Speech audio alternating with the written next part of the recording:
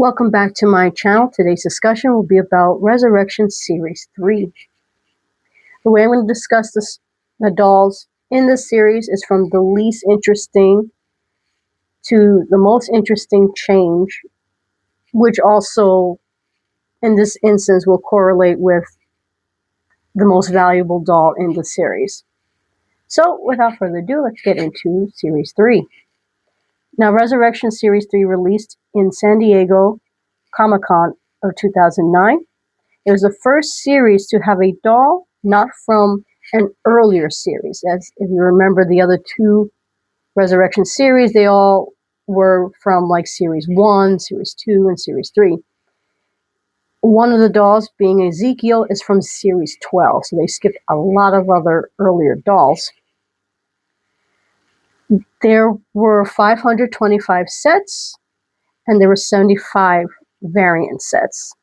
And here's a picture from that Comic-Con. They were, as a set, they were priced at $180. So divided by 4, they came out to $45 a piece. If you compare that to our last Resurrection that was released in 2018, they were at $75. So they have gone up significantly over the years. Now, the cool thing about Series 3 is that it concludes the story that Series 1 had on the chipboard. So here is Ezekiel. Now, just like the other Resurrection series, the chipboards are all the same, just the name changes. So here you have the full doll out of the grave.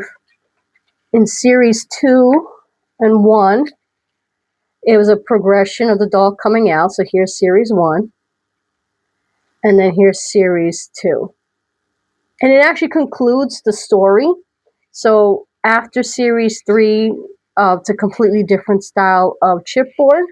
And they don't try to tell a linear story. So they each get their own style of chipboard. Okay. So the first doll I'm going to start with is Sin. Now, Sin pretty much is the same as her OG. They did add some embellishments to the dress. Has, again, the same exact shoes, same exact socks. Her horns did get a little bit of an upgrade. They're flocked, so it's a nice, soft, velvety-like material compared to the plastic on the OG. Her face is beautiful. Personally, between her and Sadie, I really liked her more than Sadie. There's just something about her. She's just so pretty. And I wish they gave her the little skulls like Sadie down the dress. Or if they wanted to change it up, maybe a little sulfur buttons down the center. That would look nice. But they didn't. So they just, like I said, just a little bit of embellishments on her dress. She also got an upgrade on the tail. It is also flocked like her horns. Okay, if you compare it to the OG, it's plastic. The biggest gripe I have with her Resurrection is her accessory. Like, they gave her this Hellcat instead of the pitchfork. Now, Series 2 Resurrection set, which had Lou Sapphire, they gave him the pitchfork. So I thought it would have made sense just to reuse an accessory and just give her the pitchfork as well. But I guess they didn't want to seem redundant.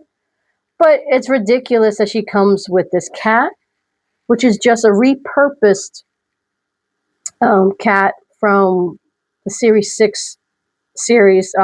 This one belongs to Jinx. So it's pretty much the same exact cat. And basically the same, just a different paint color. She has this variant. Now, I almost had the opportunity to get the variant for a really good deal, but I wanted the Resurrection variant Sadie, and I wasn't going to get Sin before Sadie, so I passed on it. But I also was not a fan of the red hair. I thought it was too much red. But she is a really nice doll, the OG. And, you know, I'm happy with just having the regular Sin. Now, I paid $75 for her. She was open, but she was complete. And her regular resurrection, I'm not going to do variants because I don't own the variants. So the regular resurrection goes from $350 to $550. But I have definitely seen her much cheaper below those price range. But as of spring of this year, the last sold Sin resurrection was at $550. But I think you can get her for a slightly cheaper than that. So, and that's all I have to say about Sin.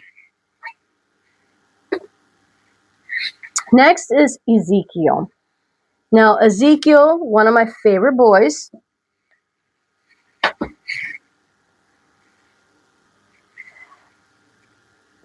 And he, his original version came with this adorable outfit. And his resurrection version also comes in a very adorable outfit. This one mimics the Boy Scouts, which really makes me think of Cookie, the Spencer's exclusive, the deadly Girl Scout character. And, it's a well-detailed outfit. He has this kerchief right here. He has a little patch that says Living Dead Dolls. He has a sulfur symbol on his pocket, 666, their favorite number.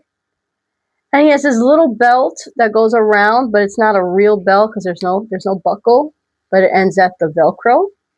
Now, the interesting thing about him versus his variant is that he's bald underneath. He has no hair, but his variant has hair. It's hard to see in the picture, but he has hair.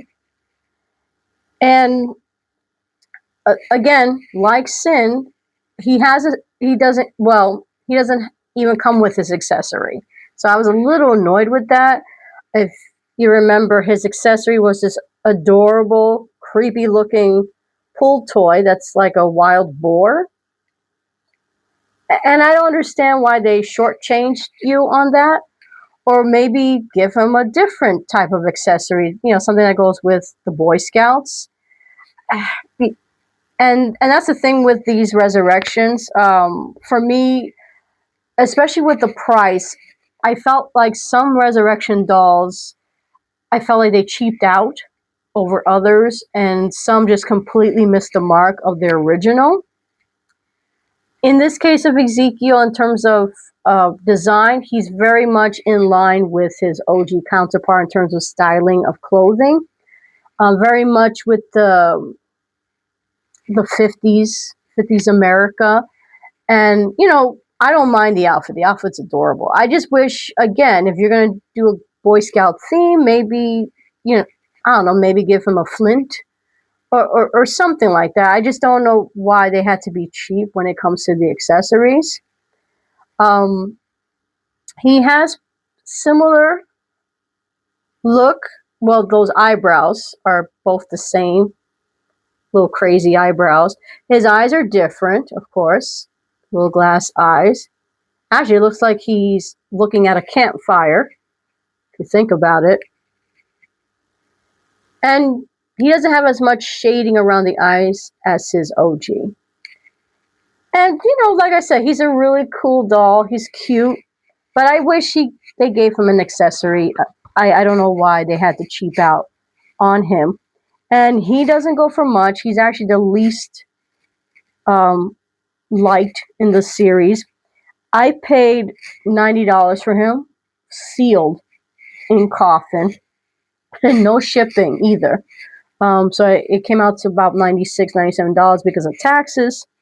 And his price range is from $80 to $100, which is crazy. But again, there's not much to him. His variant probably goes for a little bit more money, but I also seen the variant at really affordable prices over the years. And that's all I have to say about Ezekiel.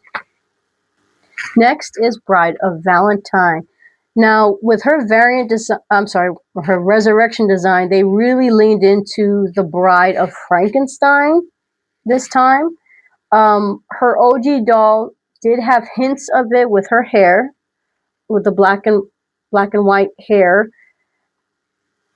but that was about it.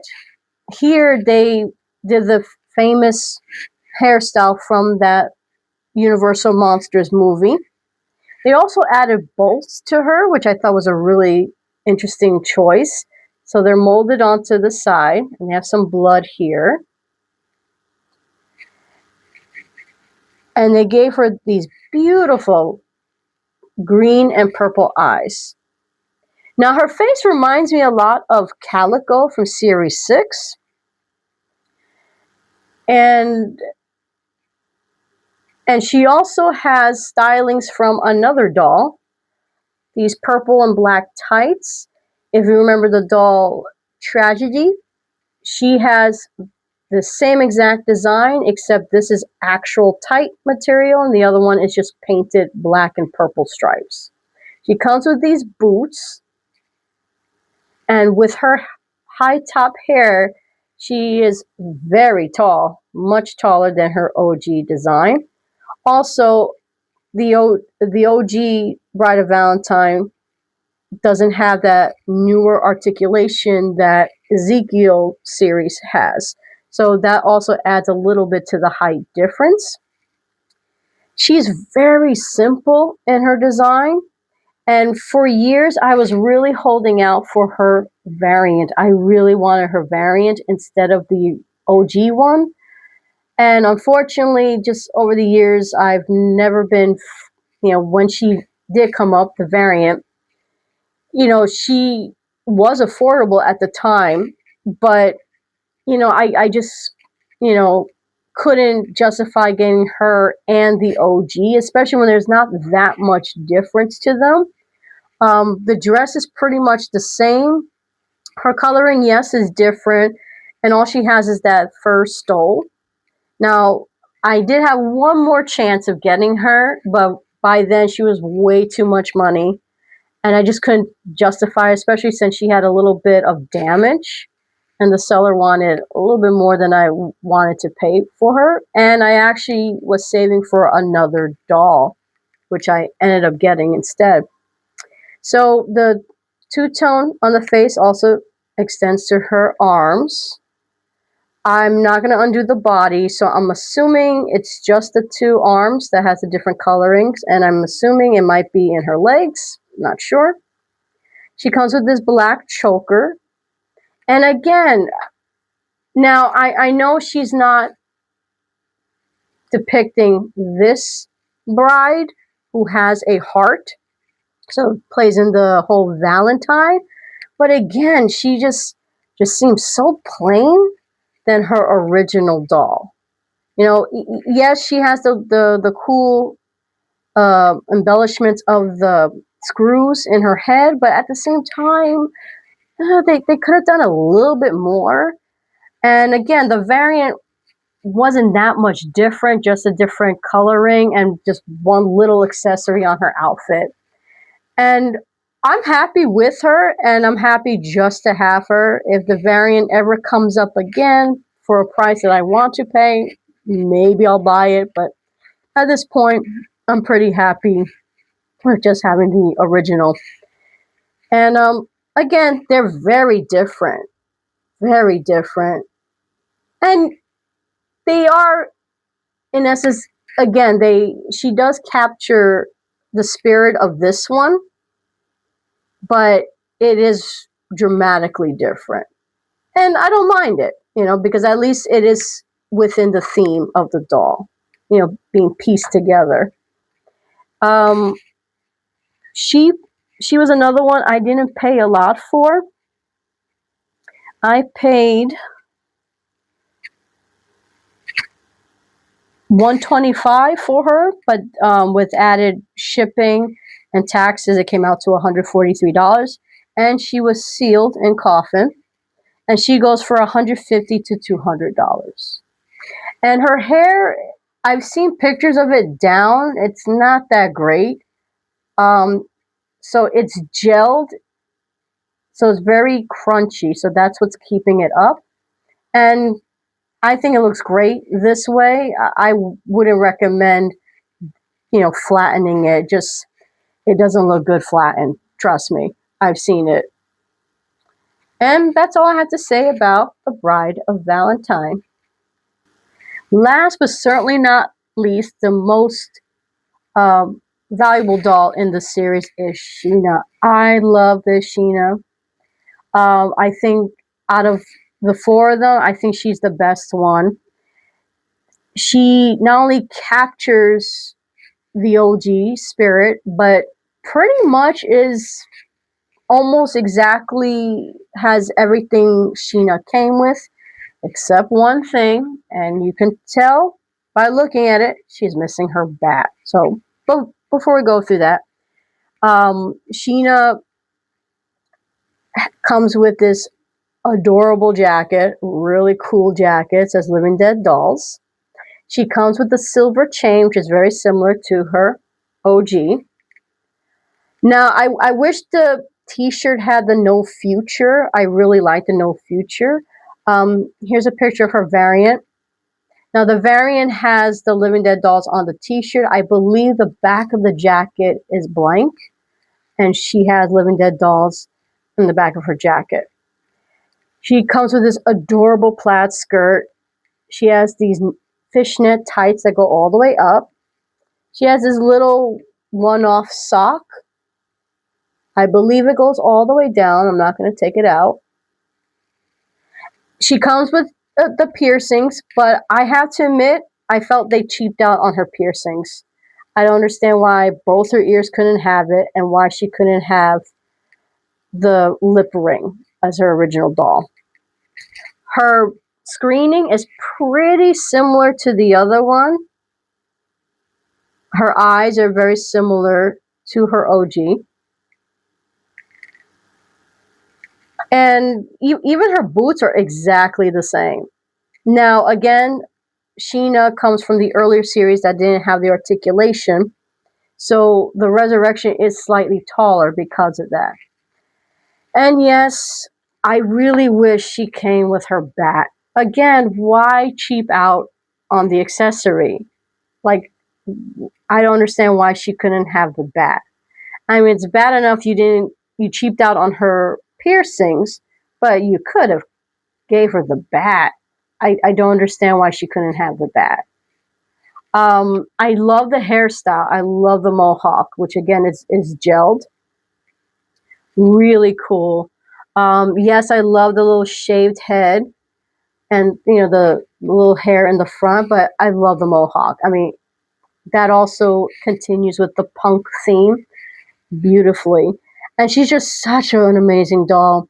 She was the last one that I acquired because, like Bride of Valentine, I really wanted the blue version. It's just something about the blue which is so beautiful.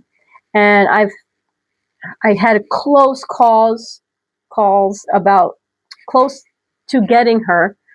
And I've always been outbid or outright, just someone got to it first.